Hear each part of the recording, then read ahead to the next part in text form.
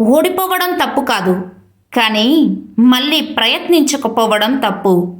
ప్రతి మనిషి జీవితంలో గెలుపు ఉండకపోవచ్చు, కానీ ఓటమి మాత్రం ఖచ్చితంగా ఉంటుంది.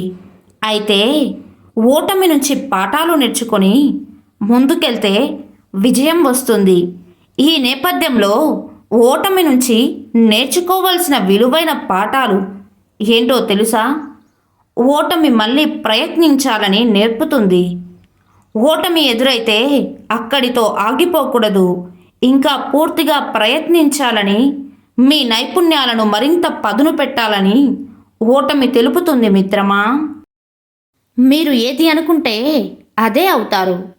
బలహీనులని భావిస్తే బలహీనులుగానే ఉంటారు.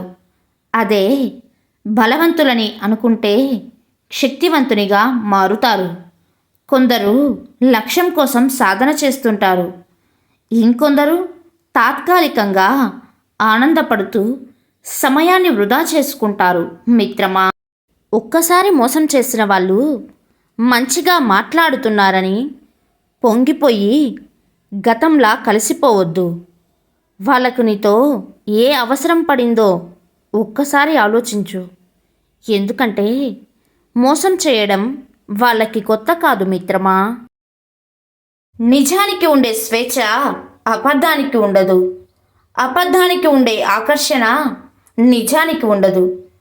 పక్కన వారిది లాక్కొని తినేవారికి ఎప్పటికీ ఆకలి తీరదు, పక్కవారికి పెట్టి తినేవారికి ఆకలే ఉండదు మిత్రమా.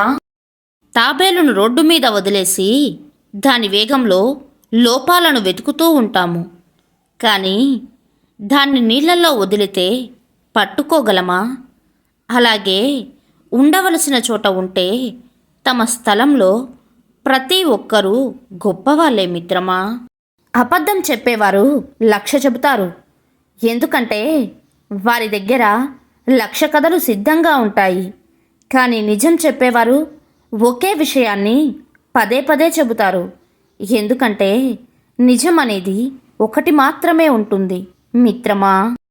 ఒక రాయిని కుక్కపై విసిరితే అది పారిపోతుంది, అదే రాయి తేనెతెట్టుపై విసిరితే మనం పారిపోవాలి. కుక్క కన్నా తేనెటీగలు చిన్నవైనా వాటి ఐకమత్యం బలం చాలా పెద్దది. ఐకమత్యమే మహాబలం మిత్రమా. అబద్ధం అందంగా ఉంటుంది, వినడానికి ఇంపుగా ఉంటుంది, నమ్మడానికి వీలుగా ఉంటుంది, ఎందుకంటే దానికి రూపం మనం ఇస్తాం కదా. అదే నిజం వినడానికి కఠినంగా ఉంటుంది, మనసుకు చూడడానికి బాగుండదు, నమ్మడానికి కష్టంగా ఉంటుంది, ఎందుకంటే అది ఏ రూపం లేకుండా ఉంటుంది కనుక. అబద్ధంతో మొదలయ్యింది ఏది ఎక్కువ రోజులు నిలబడదు, అది స్నేహమైన జీవితమైన మిత్రమా. కాలం కలిసి రానప్పుడు నిజాయితీ, ధైర్యం, తెలివితేటలు ఇవేమీ మిమ్మల్ని గెలిపించలేవు. కేవలం ఓర్పు, సహనం మాత్రమే మిమ్మల్ని గెలిపించగలవు. కాబట్టి చెడు రోజులలో మీకు ఉండాల్సింది ఓర్పు, సహనం మాత్రమే. ఎప్పుడూ నవ్వుతూ ఉండాలి, ఎంతగా అంటే సమస్యలే చిన్నబోయేంతగా మిత్రమా. వర్షం వల్ల వచ్చిన చీమల్ని చేపలు తింటాయి, అదే నీళ్లు ఆవిరి అయిపోయాక చచ్చిపోయిన చేపల్ని చీమలు తింటాయి. అందరికీ అవకాశం వస్తుంది, కానీ సమయం కోసం వేచి ఉండాలి. ఎవరు ఎక్కువ కాదు, తక్కువ కాదు మిత్రమా.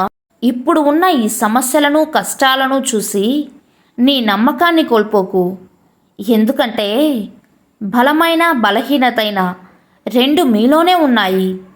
దేనిని ఎక్కువగా నమ్మితే అదే నీ మీద ఎక్కువ ప్రభావం చూపుతుంది మిత్రమా.